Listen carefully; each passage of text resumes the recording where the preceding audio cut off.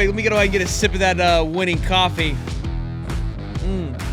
That coffee the next day hits a little bit harder after a nice big W. The first coffee of the season, boys and girls. Good to see you. Welcome back to Hightop Sports. Be sure to smash the like button and subscribe. The show is, of course, brought to you by OddsJam. We'll talk about them later on in the show.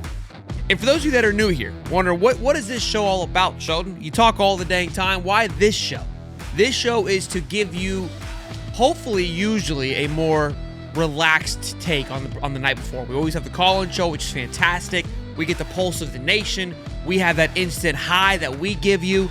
Then we get to digest it. I go back, I rewatch the game. I look for different things that I didn't see maybe at the game, and then we talk about it. We get Billy's take on it as well. So that's the whole point of this, to give a more clean-headed, level take on it. And for the first time this year, Cody will be joining us for these recap shows for the year to give his perspective as well. Prof, shout out again to you, man, for holding down yesterday. How you doing, buddy? Oh, pretty good. I mean, I don't know if the fans are tired of seeing me, but guess what? Buckle up, because come this afternoon, you're gonna see me again, baby. We're live. When we told you we are gonna send this thing to the moon, we're shooting past the moon. We're going to Mars, baby. I mean, we are. We're on the first ticket. We're on the first Elon ticket to Mars. Yeah, we got he's live streaming the Virginia Tech South Carolina game at 3:30. Then we'll be live streaming together the 7:30 game, the Miami game. Then tomorrow morning at 9 a.m. live, we'll be doing our Monday mashup, talking all thing weeks 1 college football. So we won't be able to talk TCU, North Carolina, but beggars can't be choosers. We could have done the show now, but I really want to talk. I want Miami in that talk, in that conversation. I feel like you can't go without it. We're gonna go over a couple things. We're gonna go over the offense. We're gonna look at the O-line. We're gonna talk about the defense, the D-line, VB3. DJ and Tramel Jones, that quarterback room, some positive thoughts, and go over some numbers, right? We have the eye test, and then there's numbers that either back, support, or go against what we believe that we saw. And that's what also makes today exciting, because we all think and know what we saw, what we feel, and then we can sometimes have numbers and data to back it up. And again, data numbers don't tell everything, right? I saw a comment of like, we had 0 sacks. Watch the game. These guys were running a 3-man back with 2 quarterbacks and doing the triple option all night long. You're not going to have the ability to get a sack when they're rolling out of the pocket within the first 5 seconds of the play. They didn't throw it very much. I don't know why, but not having any sack was the least of my concerns. If you, again, watched the discipline, there's a play that I watched a handful last night where they bring the right side of the defense line or the left side, however you want to look at it. They kind of swarm in and create this like U. And Sapp's just waiting there. So he doesn't blitz in. Where I'm thinking 2 years ago, Brent Cox and Princely, he would just pulverize in and basically meet his guys in the middle and allow the quarterback or whoever to roll out and have a wide open hole. Sapp waited there as like a trap. Basically, this side's going to push you in and you guys are going to eat when they get there, just like a little a net pushing the minnows and you're waiting there to eat. So very disciplined defense. Again, they're not chasing stats. They're not chasing numbers. They're doing what they're being asked to do, and they're executing. That's what excited me yesterday, was the execution on the defensive side of things. Offensively, there were some clusters for sure. We'll get into that. We'll play a clip when Napier talks about the defense, if you will, for LIU came out a bit different than what they were anticipating. But let's talk about the first order of business, man. Let's talk about this offense and what we thought about it. Look, 55 points. I called it at halftime, posted a clip. I felt this was going to be the score the entire time. I've said it all week. I tempted expectations going into it, right? I try to set the tone. I go, guys, I know we all want 90 points. I want it too. But I know Billy. He's not going to put up 90. He'll give us 45, maybe 55 points. But what I want is to not see LIU get over the 50-yard line. And they didn't until one time in the third or fourth quarter, when they finally made a big throw down the football field and we ended up getting a big stop anyways. Outside of that, I think it was, 3 first downs, 2 first downs, something like that? 2 first downs, and kept them under 100 yards in total offense. We had, for 90% of the game, we had more points than they did yards. That was what I wanted to see. This is the team that they are trying to implement, is a championship caliber defense and then the ability to run the ball. And run the ball they did with 104 yards on 9 carries, averaging 12 yards a clip for Jaden Ball. I would say if we had to split it, 50% of those 11.5 a carry were Jaden Ball just being Jaden Ball-esque with his quick elusiveness and his just nasty stiff arms. And we criticize the O-line, but they put on a clinic. The amount of pancakes that I saw, I thought I was watching an IHOP commercial last night with Austin Barber doing fantastic things. Najee Harris getting some. Damian George looked good at times. He's just a big bulldozer running down that football field. So offensive running the ball was very ecstatic. Again, the play calling was vanilla. And what's funny about it is you've got two sides of this, two perspectives. People are like, it's vanilla. And then you got the other like fan base like, it's supposed to be vanilla. You're both right. I mean, like it's supposed to be vanilla. And I think we kind of nailed it on the head last night with my analogy. I don't know if my analogy was that great, but you're trying to find the leak. Where is your weak point? So you almost want to put these guys into a pressure cooker and make them work themselves out of it. Almost kind of put them in the hole, if you will. You nailed it on the head of like, we want to almost kind of call the play that falls into their defensive trap a little bit to see how we can execute. Because if we execute, we can do really well. What are your thoughts on the offensive line offense, not the O-line yet, the offense as a whole? I think the first couple drives were definitely a little shaky, but when you have a quarterback that hasn't really played since the Tulane game and has missed some practice, I think that's the kind of business you're in. I think that DJ wanted to show Gator Nation he was not brittle and he's not injury prone. He definitely took the ball and ran it a little bit more than I wanted him to. But I think that was just DJ just kind of shushing the fan base a little bit on the injury stuff. He looked great. He did shake a defender off of him like the FSU game at one point. I love that. And then he started clicking. And when he started clicking, watch out. He was absolutely deadly. Did have one errant throw. Didn't have his feet set. I get it. It was early, but once he hit that crosser to VB3, it was the VB3 show from there on out. And they hit the tight ends quite a bit too. Yeah. I think they hit the tight ends more than they did all last year. They hit Hayden Hansen, they hit Livingston. It was great. Yeah, the Hayden Hansen, I mean, he was phenomenal last night. Let me see how many catches he had. +1 with a touchdown. And it was like 3 for 27 and a touchdown. It was Travis Kelce-like in that end zone pass of just like a great two-handed catch, sticking his hands out there. Great ball, had some zip to it. But keep in mind, boys, the first couple of minutes there, our defense was so locked down and they couldn't punt the ball to save their lives. We kept getting the ball in the 50. And so we hand the ball to Ball, and all of a sudden we're in the 30. It's hard to get it in a real good rhythm with that. And so I'm not making excuses. You got to be able to do your thing. I get that. But you got to think about how you're practicing. You're not the two big drives, his two best drives, when they were finally got to start at the 20, got some momentum, was able to kind of build into that offense. Again, I know that's not always the best answer. You're like, you should be able to just pick up and throw. And I agree. But to counter that, the red zone production was fantastic, in my opinion, better than I've seen it in years past. Even, let's just say it was a scrimmage. I know it's LIU. We've heard about scrimmages, them struggling in the red zone. We heard about it, and then we saw it. We were about it. Why did we lose against Tennessee last year, boys? We couldn't score in the red zone. We couldn't throw. Mertz couldn't sling those passes. Mertz was not able to make those passes. Mertz was heavily relying on that run game to do its thing. And I love Mertz. Like, I'm not taking any shots towards Mertz, but he definitely didn't have that comfortability to sling it in there. Tramel Jones did it as well too, but we'll get more into the play calling later on in the show. Go ahead. I like that they were actually throwing the ball in the red zone and completing passes instead of just.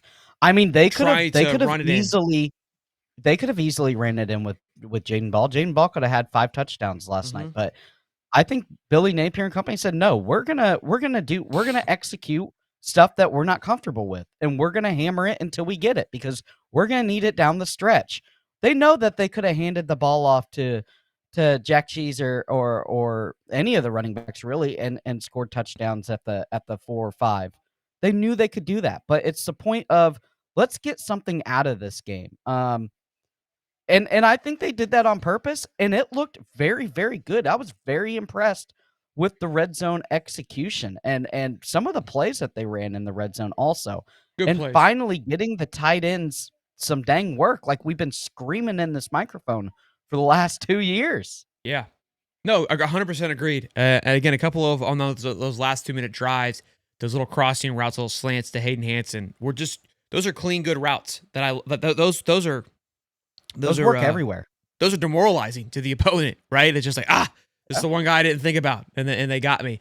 Let's talk about the O-line. A lot of frustration last night. We'll go to the PFF grade, and then pass blocking. I was atrocious, but it was just really one-sided.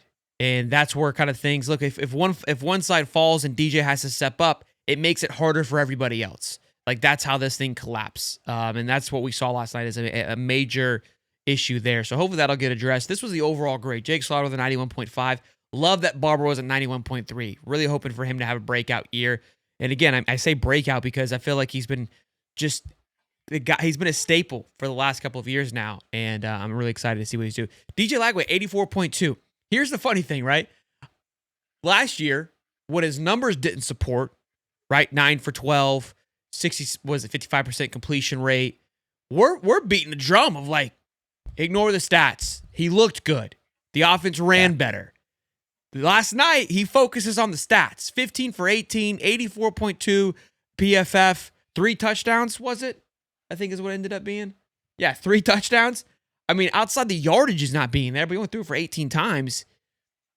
Guy was as clean as it could get, but it didn't feel as fluent as, let's say, the other last year, right? So that's why I say stats don't always tell you everything, because you look at just the stats minus the yardage, because he only played a handful of time. I mean, he's on pace for just under 300 at that 120 pace, right? Because he did that basically in 2 quarters.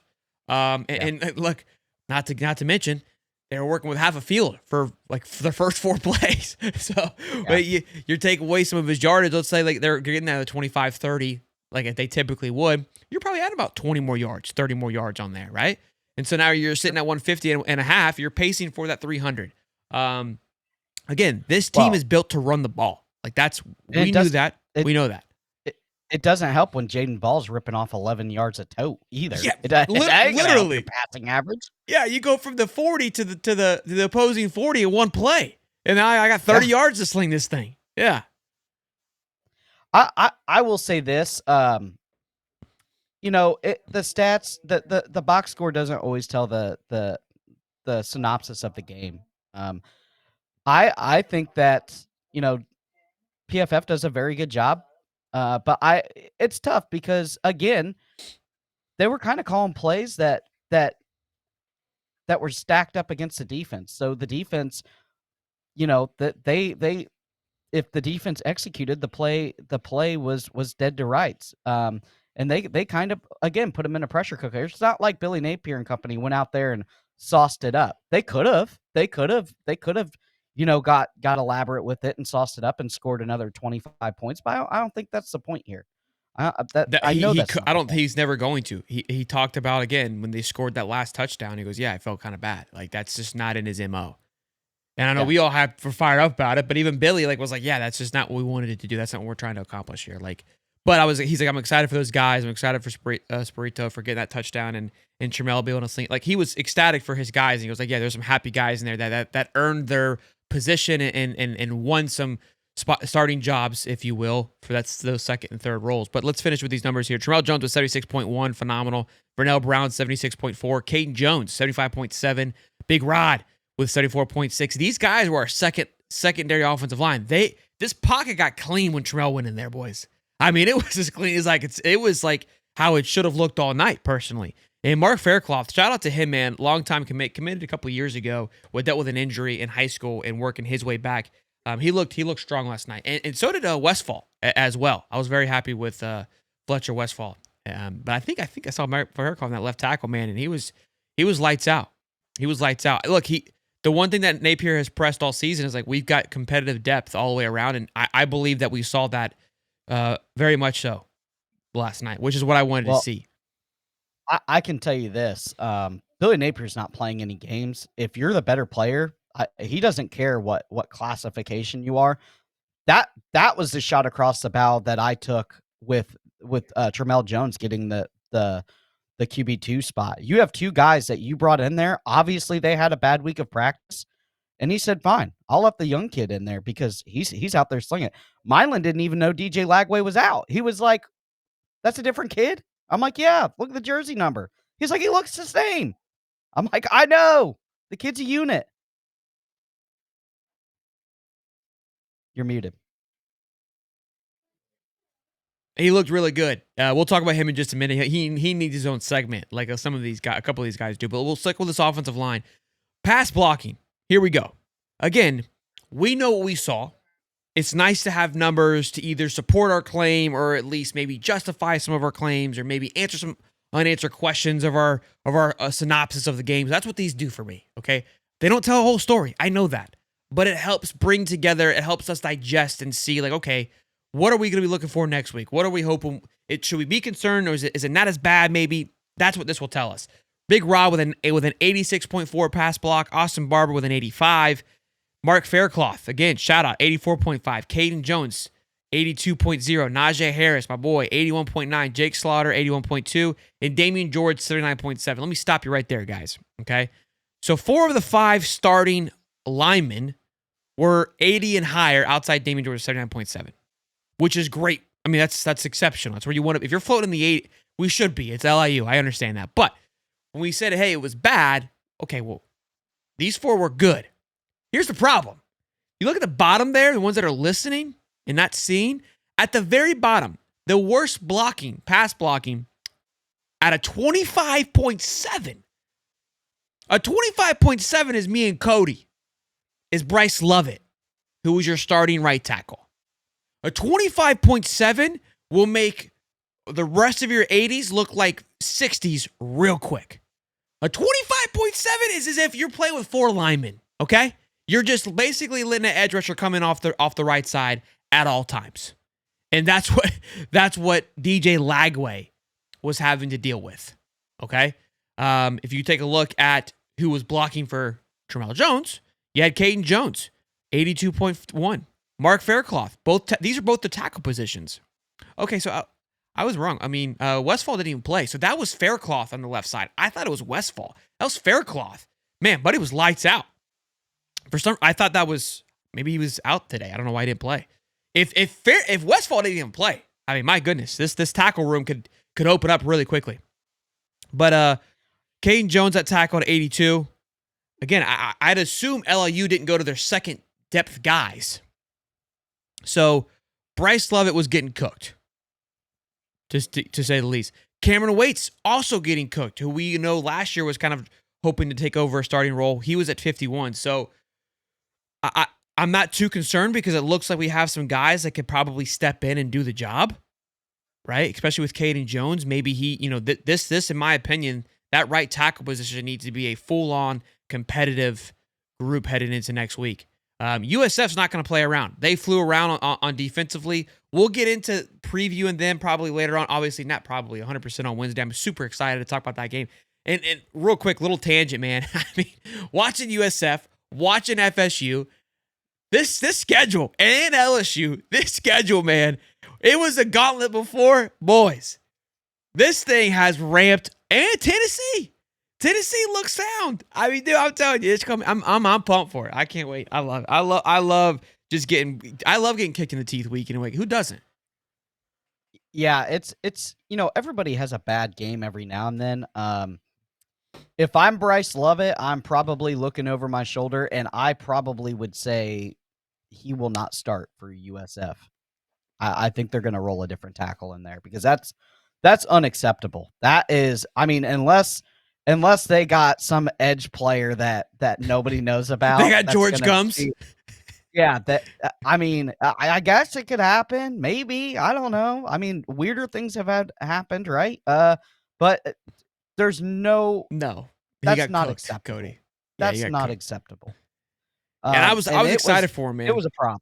Yeah. Look, you don't recognize your offensive line until they're not doing their job. It's like a kicker. We all learned who Trace Mack was last night, and not in a good way. But yeah, look, I tweeted out in the middle of the game, the pass blocking frustrated me tremendously. It was an issue last year, I felt like, and and that's why DJ was running for his life and trying to make big plays, and we saw those moments. When we saw Trammell have time and able to read through his progressions and just zip that thing in there, it was something to watch because there's so much speed in the wide receiver room. It's like, look, just give them some time. They're all going to be open. Like, who do you want to throw it to is going to be the question mark. I can't remember who it was. Oh, the play to Trammell, the big, not Trammell, excuse me, the big catch from Vernell Brown. I went back and watched it. I watched it a handful of times.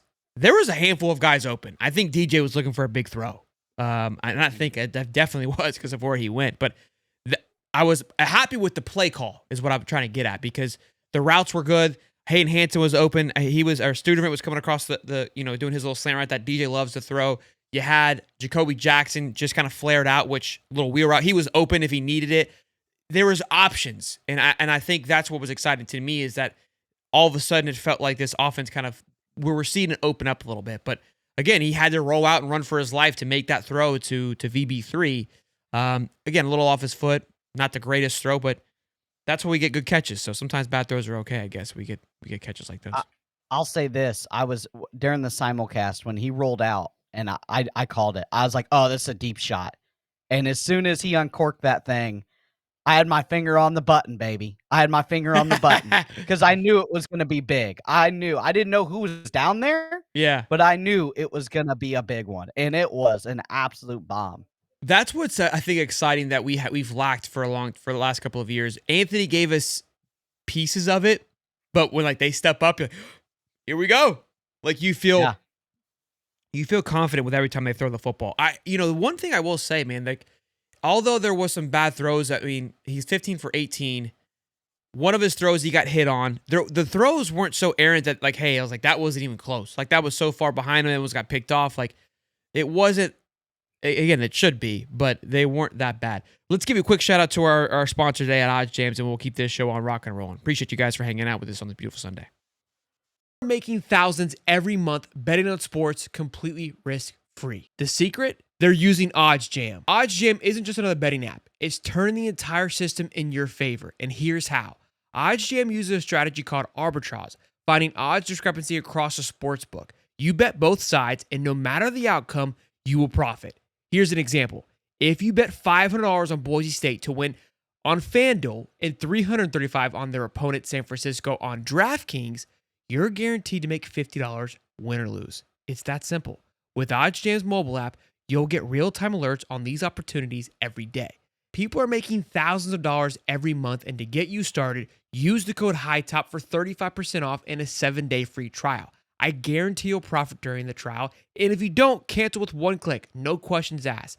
Don't leave money on the table. Go to oddsjam.com now, use the code Hightop, and start making money the smart way. Thank you, OddsJams, for that love and support there. All right, that was for our offensive line conversation. We already had it. Let's get into the defense here, boys and girls. My golly, we heard about Nate throwing around the C word, okay? It's not what you guys are thinking. It's caliber, championship caliber defense. We got to get back to it. We hadn't had it since he's been here. He was transparent about that. And man, we saw Chapman trying to get poached in the offseason. We know why now because of what he was able to do with his defensive line. So many shining points to this defense. Again, I had expectations. I had boxes that I wanted to check going into this game. I know it's LIU. I get it. It's a high school team. I know. So here's what I expect if we're playing a high school team. Flawless football. I want you to swallow these guys whole. And again, people chase stats. People want to see the sacks. They want to see the interceptions. They want to see we had 2 fumbles, 1 return for a touchdown, and they didn't get over 100 yards. Here's the other part. This team had the ball for 24 minutes because Florida was able to score so quickly that they gave them the ball back so very quickly. Like there was a lot of possessions from both teams last night, which you think about in past, we've talked about him. It's man, I feel like Florida didn't touch the ball a lot, or like it just like nobody had the ball because these drives will go for 9 and 10 minutes, or one drive eats up an entire quarter. That wasn't the case. We were up 17-0 in the first 4 or 5 minutes, and so we saw a lot of LIU. We saw a lot of our defense, if you will. But we'll go over the PFF score. And then we'll go through how he felt. George Gumbs, 91.9. Jeremiah McLeod stepping up on that defensive line, man. We've heard about these guys and these names, so glad to see the names back it up. Linebacker Miles Johnson. Come on, baby. 86.7. DB Michael Carraway, 84.3. Edge, Jaden Woods, 84. Jaden Woods played a lot of snaps last night as well, too. Jaden Robinson, 82.9. Brendan Bett, 77.8. Cameron James, 76.6. Micah Boer, 76.2. And Javari Flowers, 75.6. Here's what's interesting. I don't know where Tyreek Sapp is. I don't even know what a score is. When you go, Cody, I'll try to pull it up because I'm surprised he's not higher. I felt like he played exceptional last night. Brendan Bett was fun to watch. Jamari Lyons played a little bit. Go ahead. He might not have played enough snaps. So if you don't play enough snaps, you don't get into this grading system. I feel like Snap played a lot, but maybe not. I felt like George Gums played more than anybody on that edge. I was out like, why is he still out there? He was flying around, dude. Yeah. It might be a snap there. Can I say this? Brendan Bett, I am so impressed with this young man. He was absolutely brutal up the middle. I mean, he gets a big push. He's very, very quick on his feet. He's good with his hands and his hips. Okay. Brendan Bett was absolutely nasty last night. And then I'm gonna point out another guy. Obviously, Jaden Woods looks like a grown man. I don't know how he's 18 years old, but Javari Flowers, absolutely exceptional in that DB room. Looked very, very good. Michael Carraway Jr. again, he played with the 2 lot, but looked very, very good. If there was one player I was a little upset about, it's Mr. Moore. You got to push those running backs back to the inside, to the belly of the beast. You lost outside contain. Yes, you made the tackle and pushed them out of bounds, but when you're playing SEC talent, those things can be ripped off for 15, 20, 25 yards. You cannot lose contain, and he lost contain twice last night. I wasn't happy with him on the simulcast, but can we say this too? Also, we had zero penalties, and we didn't have any injuries, and we got. Hold on. We're gonna get there. We're gonna get there. I'm looking at my PFF. See a lot of young talent. Yeah, I'm looking at my PFF, and Tyreek Sapp had 90.4, and Gums had 62.3. So I don't know if he got the names mixed up, but also my numbers don't match his. This is Brandon Olson here. So I don't know if he tapped into a different thing here because I've got Cameron James for 65.4 and Kofi at 73. So I don't know if he just got all the names mixed up or if mine's, I don't know. Either way, this is why, again, it's hard for this. Sometimes these scores don't tell an entire story. Because, again, I felt like these guys played well. Yeah, mine's old because I have Cameron Jackson still. So this isn't even from this year. Okay. 10 snap minimum. I see it now. It's not even that. It's not for some reason for the fact that I have Cameron Jackson still on my thing. It's not. But Kofi Sawyer was there, so very strange. I don't know why. And Caleb Banks has a score too, and Big Dez. Yeah, I don't know. All right, we're gonna use these scores. So maybe Sapp didn't have enough snaps then. I thought he played 10 snaps, but he couldn't have. He couldn't have, based on these numbers. LJ McCray was a name that I didn't see or hear. Cody, I know. Did you see him? I didn't see him. Did so he many play? people to watch. I forgot about. Well, yeah, and so many new names, and they were shuffling them in and out. Let me check real fast on the game. When I was looking at the names, like holy God, a name that we have not talked about that nobody even mentioned it was LJ. I know Banks was out. I didn't hear anything about LJ being out. And to think about how good this line looked last night and how efficient they were with each other, and just because the cohesion is Banks wasn't in. Lions did play for a little bit because I saw people asking. I saw him in for the first couple of snaps. Again, I know for a fact that Lions didn't play the entire time because it became the Micah Bora, Brendan Bett, and Jeremiah McLeod show very quickly. He didn't play. He has no stats. He was. I do remember he was hurt. Remember one of the practices. So they probably just sat him out. Aiden Okay, Mazzell, okay. Dallas Wilson, LJ So McCray, Pop Howard, and Caleb Banks. I mean, Miles Graham isn't on here either. I said it last night. Dude, The guy is an alien. That guy is a heat-seeking missile. He is, dude. Why I'm so pumped. Why I'm so pumped for Miles Graham is that's a jersey you go buy. That is and again, like it's tough to buy jerseys nowadays, but I've said this before. Why I love college football. I love cheering for players. Harold Perkins is somebody I love to cheer for. He looked great last night. He They looked finally good. figured it out. He looked They good. finally figured it out. He looked back in his saddle, baby. I was happy for him. Like I know y'all hate when I say that stuff, but like these cats are still human. Like I loved the Honey Badger. Like I followed the Honey Badger and the pros. Like there's just guys they're infectious. Caleb Downs, like they're infectious to watch. They're just like you just turn on the TV screen to watch those guys play. That's Miles Graham.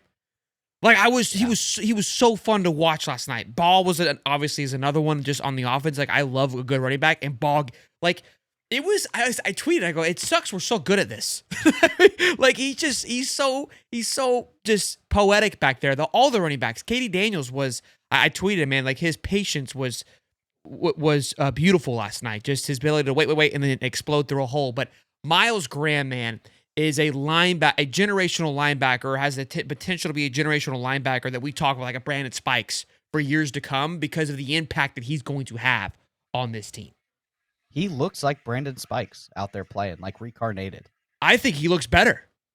Like yeah, he's faster. He's faster. He fills the gap like an absolute beast, like Brandon Spikes did, but he drops back into coverage like all of a sudden he wants to be a DB for 5 minutes. I'm like, oh my God. And then his speed from East Coast to West Coast is unmatched, buddy. And look, here's why this is important, boys.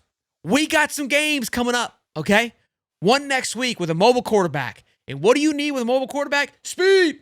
You need speed, okay? And especially and a thumper. And Miles Graham is all bundled up into one.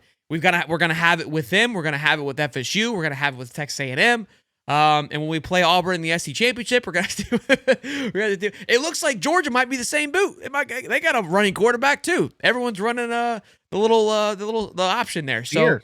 Yeah, the veer. Yeah, everyone saw Haynes King and Georgia Tech last year and goes, you know what? I want a piece of that. So that was look. I think we had the linebackers to handle that, which excites me because those teams look good. They looked exceptional. But yeah, all in all, very, very, very happy with that. Who was your favorite defensive player from the game yesterday? I just said it. No question. Miles Graham. No question. I gotta go Jaden Woods. That kid. I know Miles Graham is fantastic. I don't think I can't remember us having a defense like this as a whole, but Jaden Woods is as advertised. I mean, he is gonna be very disciplined. He's gonna be Harold Perkins. He's gonna be that type of impact this year. It's crazy to think that again, he was a 4-star guy, right? Edge rusher. And think about LJ's freshman year as a 5-star guy. Nowhere near the same. Nowhere near the same of production. Well, LJ was a 5-star. LJ was a little more raw though. Yeah, well, it's just sheer size. Raw. Yeah. But Jaden Woods is a guy that is gonna be. I mean, he's gonna have a year like Harold Perkins did his freshman year, and they're gonna let him have snaps. And this is what I love about Billy Napier. You know, some of these guys are kind of from the first recruiting class are kind of getting in the wash, kind of left in the wash. But it's because the level of talent Billy Napier and company is bringing in is absolutely incredible. Yeah. And they're just sharp. They're sharp as attack. I'm going to watch the game again and watch for certain players to pick Stephen Harris's brain on for tomorrow night's show because that's going to be a blast. I think their explosiveness off the line was fantastic. Just out of the hips were very quick. Everybody, 1, 2, 3, 4, bam. And again, it doesn't matter if it's LIU or LSU. Your explosiveness is just your timing, your technique. You know what I mean? Like, sure, like what's in front of you makes a difference. And if you get stunned, but just the ability to come off that quickly, just the explosion is a huge advantage that everyone's going to have to deal with. And obviously strength comes into it as well. Let's talk about DJ. We've talked about throughout this show. We could probably glance over this a little bit with DJ, but again, he kind of, I'm sure he's going to get picked apart, but he focused on the things that he did poorly last year. I know people hated the bubble screens. Those plays are so important. You have to have those in your bag. I saw a lot of them last night. When they're executed, they are electric. They could really just torch a defense and demoralize the defense. There's nothing worse when you throw a ball 2 yards behind the line and then they get 15 out of it. Okay, we've been on the other side plenty. It'll ruin your day. That's why LSU beat Clemson last night. That's what I was saying. It worked for a lot of people last night, and the reason you don't complain about it is because it worked. When it doesn't work, it sucks because you're like, why'd you even do that? Because it plays effective when executed properly. And those throws, look, those check down throws, boys, those are important. You have to have those in your bag, and I'm okay with seeing them. We got to get him out there. Those are touch passes. I know he can throw the deep ball. I know he can sling the rock. I know he can step up to the pocket. I wanted to see more of it. I think we all do. We hear about it and we talk about it, but we still feel like we're like waiting to see it fully unleash. And so there's people have a right to be upset and frustrated for not seeing that. But the biggest thing was he looked healthy. That was our major concern. I mean, look, what do we hear? What if DJ's not healthy? He's not going to play. He played a lot more than I thought he would. And it wasn't like we needed him to. I think it was because we want to. We got it rolling now. Let's try it. Let's go. When they came out that second half, the first drive, we went down and scored, right? Mm-hmm. And that was even what Billy said when talking about the offense. So enough about DJ. Let's talk about this kid, bro. Let's talk about this guy right here. You heard about this kid? You know who this is? I think he's a freshman. Is he a freshman? Freshman.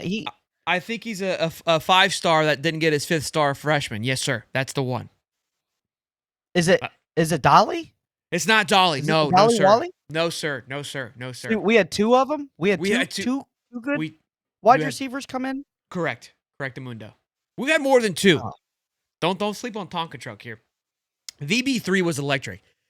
And I know I'm going to get flack for this because we do when we say these things. We all talked about Eugene Wilson being the next Percy Harvin. We were always trying to find it. And I want you guys to know when I say this, it doesn't mean that you're never going to get Percy Harvin. It's the same thing where Florida's expectations are like everyone's going to be the next Tim Tebow. Tim Tebow is the greatest college football player of all time. Let me say that again. The greatest college football player of all time. It's him, Cam Newton, Reggie Bush, 1, 2, 3. However you want to look at it, okay? Obviously, we're biased here. I'm picking Tebow to be number 1. Those guys don't just come out of the woods every single day. There's a reason why they're number 1 by themselves. And so the expectation is that every quarterback and everybody that walks through the gates of Florida is supposed to be that. What Tebow did his sophomore year, there's a reason why he was the first sophomore to win a damn Heisman. It's special, okay? Now, pardon my rant there. VB3 was a Brandon James, Percy Harvin-esque. And what I mean by that is it's not like Percy Harvin is 6'1", an absolute tank. That's not VB3. It's not the same person. They're not going to be. It was the electricity they brought to the football field. When Percy would catch a punt return or Brandon James caught a punt return or they just touched the ball, everybody sets up, goes, here we go. And VB3 wanted the ball. When this thing was kicked off into the end zone or punted and it was bouncing or rolling where everyone else is like, nah, I'm good. VB's looking, how can I get this? Because I'm about to make a play. I'm about to get up after this thing. That is what fired me about VB3. I was like, get him the ball, baby. Get him the ball. I want to see what he does. Like, in open space, you couldn't touch him. He was electric, brother. This catch, you didn't even need this catch. I'd still be talking the same way. This catch, I was like, oh my gosh. Like, it's even better than I thought. This is why I say Percy Harvin and Brandon James. Because Brandon James was the guy that when he caught the punt return or the kick return, you're like, here we go. He's going to burst out of a cannon. And then Percy just gave you everything in end game, right? Well, he gave us that, and then in game juice too. The guy was exceptional, and clearly he's a favorite of DJ too. LIU purposely was squib kicking it so he couldn't catch a clean punt. They were like, they let him catch 2 clean punts, and they were like, nope. There was 2 scary ones, and they're like, no. Hey, good job by the coach at LIU saying, nah, we're not doing that. Hey, listen, we might come here. He'll take one back. You give him 4 or 5 of these things, he's taking one of these back. He's taking one of these back. Let's squib kick it. Good adjustment there by the LIU head coach. We're not going to do that. I have not seen a freshman wide receiver come in and be so multifaceted. He caught a deep ball. He took almost 2 punt returns back to the house. He Not to the house. literally Great returns. caught the slant and shows you the wiggle and the juice. He can turn the speed on and off. He's like a lot of these, like Jeremiah Smith, great wide receiver. What does he do? He catches deep balls downtown, and he can burn you. Yeah, you look at the Auburn kid, same thing. He can burn you deep downtown. Eugene Wilson, what is he known for? He's known for that in Twitchy. and out Yeah. speed, twitchy. VB3 is Gives you all all of that it. rolled into one. Yeah. I mean, he is a menace. He is a menace for offenses. And look, I think we talk about special teams mattering. I mean, Allie Peak hammers home on that constantly. And that was a big thing for that 06 and 08 team for the Gators, were their special teams. Like we had, blocked punts, or blocked field goals. We had punt returns, kick returns, return all the time. And not even that, it was the field position we got from it. Right? I told you, like, their punting was awful, but VB3 was averaging, I don't know let me see what he was. It's got to give me that number there. Kick returns, he had 1 return and he averaged 25 yards. And the other, for punt returns, he had 3 for 45 yards, averaging 15 yards a return. And mind you, these things were getting picked up off the ground. So if you're averaging 20 to 25 a return, right on punts is massive, because if you're catching the ball at the 20, you're able to get it to the 45 every single time, the 40, right? That's huge. And that was him kind of working against the grain, because nobody. Now you could still do that, but if you're having to squib kick punts, so you don't get it to that guy, and he's still getting 15 yards off of you. Again, I know it's LIU, but his explosiveness, man, like, was not afraid to get after it. We'll see how it plays out. It's gonna be beneficial against USF next week for sure. But I loved it. I loved it a lot. Loved him. He was fun to watch, man. Fun to watch. Here we go. Another fun one. Another freshman. I mean, talk about the freshman outing last night. That's what we wanted to see. That was a big thing for us. We wanted to see these young guys. We wanted to see this depth, how it was going to look. And it was that, in my opinion, was everything is advertised. Everything is advertised. The defense didn't miss a beat. It didn't slow down. Like, it went from the first to the second to the third, and it was not a drop-off at all. And I would say the offensive line played better when we went to that secondary. The running back room was as advertised. And Trammell, man, I mean, I don't think we've had... I mean, he just came in and looked as sharp as you could be. And again, I know it's LIU. I know it's all these things, but there's still a component to that of coming in, zipping that thing in there, not afraid to throw it, stood in the pocket, but also ran it effectively, right? Not to the point where it was just like we saw this weekend with so many quarterbacks, like Thomas Castellano, like Jackson Arnold, like Gunnar Stockton, where it was like even Arch at times, where it's like they're not even trying to throw it. They're even showing that they're running pretty too quickly. Trammell would stand and goes, well, everyone's out there. Let me go ahead and get a quick little easy 10 to 15. A couple times I felt like he should have got down a little bit more, but was patient in the pocket. And then when it was there, I mean, zipped her in there. Great balls. Great balls. Yeah, the drop off from him to DJ Lagway was, I didn't see any. I mean, truthfully, he probably looked a little bit better earlier than DJ Lagway. I thought it was going to come in and be clunky. Yeah, and it was not. So again, I mean, the offense, the play calling adjusted dramatically. Like I tweet, what? It was like a whole new team walked out into the football field. Well, and we talked about last night in the live call-in show. I think what that was is, hey, let's get the first group, let's get some good work, and let's call some plays to find the leaks. And I think when Trammell goes out there, I don't think you do that. You want him to be confident. You want him to get confidence. And I think they schemed it up to put points up and to win. And it looked good. I mean, how many four wide sets did we see with Trammell? A lot. They weren't afraid to throw it. They weren't afraid to get up there and sling that thing. I mean, Tony Livingston looked good. Hayden Hansen looked great. Tonka was catching some balls as well, too. Who else had a catch from him? Abrams looked good. Abrams had 2 catches for 53 yards.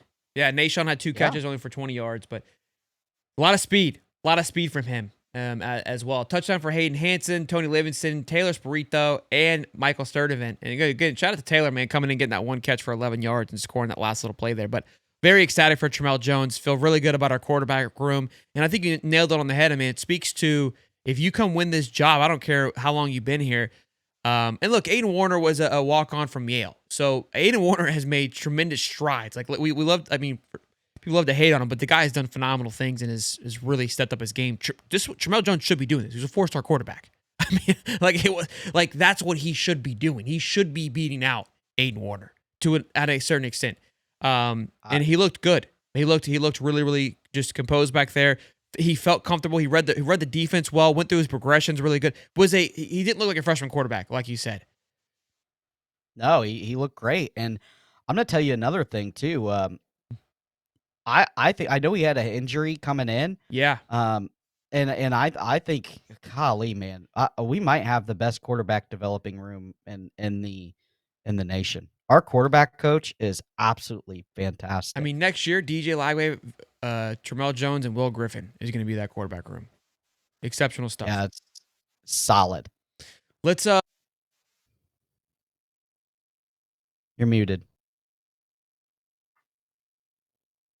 struggling here, buddy boys. Say it was a long day yesterday. We're going to talk about a couple more things here before we wrap you guys up. If you guys are enjoying the show, be sure to smash the like button and subscribe. But Napier talked about, had a great presser, answered a lot of things. Look, he even said there's like 15 plays that we're going to hammer home on, right? And I think that he felt confident in his performance.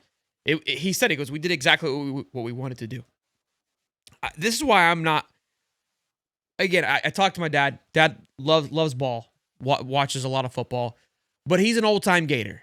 And I think how he measures things is very similar to a lot of Gator fans. And I texted him, how do you think we looked? He goes, not great. He goes, we only put up 45 points. And I was like, if you're looking at it from that perspective, you're not looking at it the right way. Like, that's not this team. This team was never going to go out there and put up 75.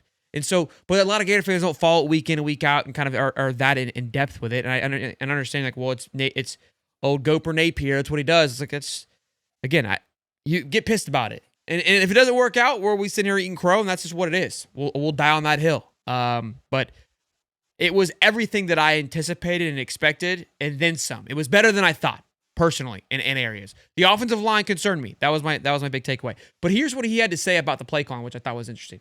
Coach, you mentioned LIU maybe showed some things on defense that you hadn't seen, and it did seem like DJ was under pressure a little bit at the beginning of the game that have to do with that part of it.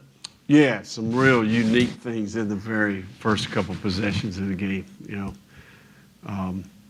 So, yeah, it was definitely brand new, you know, so I think it took a little time. Some radar stuff, unique stuff that really challenges your rules in protection, even in the run game from an identification standpoint. But that's the beauty of the iPads, right? You go over to the bench and you get a couple possessions underneath your belt, you can get it fixed, and then you make the adjustments based off the coverages you're getting, the fronts you're getting. And I thought the staff did a nice job. Once we got it ID'd, I think we settled in and much better going forward. Look, I agree with him. And I think that's a compliment, too, to this team that in past, something that I've beat the drum on is like they stick to a plan and just go with it. And it's like they try to almost overwork what their game plan is. And it's like, this is what we planned on doing. We're going to stick to it. And don't show any adjustment. We saw the adjustment, right? And I told you, I said, look, like they were kind of running a 3-3-5 a lot. And it felt like there was 90 DBs back there. And we had 2 wide receivers going. And it's like, yeah, you're going to have a hard time getting that thing going. And they were bringing some speed. They were kind of showing some disguised blitzes, which was giving Bryce Lovett some fits. And it's like, hey, we got to adjust for this. And they did. And once they adjusted, again, you saw it that the end of the second quarter and then onward, they couldn't do anything anymore. And part of it was we probably wore them down, all those things. But the play calling adjusted accordingly, where they went kind of for spread. They allowed for the offensive line to maybe added some tight end blocking help, things like that, to assist with where they were struggling. And they identified the problem and fixed it fairly quickly, which I think was good. For sure. And here's the thing. LIU is bringing everything that they can in the kitchen sink. I mean, I'm sure they schemed it up as best as they could to get, to run with the athletes that we have. And we're trying to run, basic vanilla plays. And that's kind of what it is. And it's one of those things where, it's we out athleted them like we should. And did it work exactly? No, but we made some adjustments. That's what this thing is it's adjustments. And I'm actually pretty proud of Billy Napier and company for making the adjustments. They didn't just trying to run the square peg through the round hole like we've seen in years past. Agreed. I think that's spot on. They just keep kind of just knocking their head against the wall, hoping that this would work. This is that was LIU Super Bowl. I mean, could you imagine going in there and hanging with the Florida Gators, a top ranked team, a program, and heck, great job for them taking it. A program that's only 7 years old, a football program that's only 7 years old. So heck of a last minute job by pickup. that. They love it. They love it. Yeah. But let's look, some positive key takeaways that won't be talked about enough is that 0 penalties for the Florida Gators. The first time since 2001 that we've gone through a game with 0 penalties. Now, here's why that's important, because well, shut nose, LIU. Okay, you go look how many cupcake games we've had from now back to 2001, and we had penalties. Because penalties are self-inflicted. Penalties are something that you do to yourself. It has nothing, I mean, there's nothing I can say. It obviously your competition helps with that. If they've got great wide receivers and you're getting toasted and you're having to hold and they're just burning you off the edge, and there's definitely areas where a team can inflict penalties. But most false starts, all those things, those are usually self-inflicted wounds. This team showed discipline, and that's what I wanted to see. Like small, minute details that are going to help you have the edge in big-time games was massive. I talked about it last night in the Collins show. There was a play where the offensive line got the defense of LIU's defense to jump and have an encroachment call. They were fired up because they stuck to their guns. Couldn't agree more. Loved that. No injuries. No injuries for the Florida Gators, which, again, we've heard about the strength and conditioning, all the boot gate, all these things. To get through a game, regardless, I mean, look, getting through a practice is always a pleasant to not have any injuries. Was good. The worst part of the night was the field goal kicking and Trace Mack, and I'm glad that if I had to pick something that sucked, that's what I would pick, because I feel like that's going to be the easiest thing to fix. Trace Mack shown us and proved to us that he can kick a field goal. I'm not now if it starts to struggle more, then yeah, but I don't think that it will continue. I think those things will get figured out. I believe it will, and yeah, man, we got USF next week. I'm pumped to do a preview. We'll have Steven on tomorrow. I can't wait to get his perspective of this game and things that he liked. And again, I think that he always brings a cool little perspective and nugget to this than we do at times. For sure. Yeah, it's just a great overall game when you can get out penalty free and injury free. I mean, we can't. There's scrimmages and like you said, practices that you don't even do that. And I thought we would probably see a little bit of hiccup when the second team came in. Nope. Yeah, they were sewed up. You talk about that Miami game last year.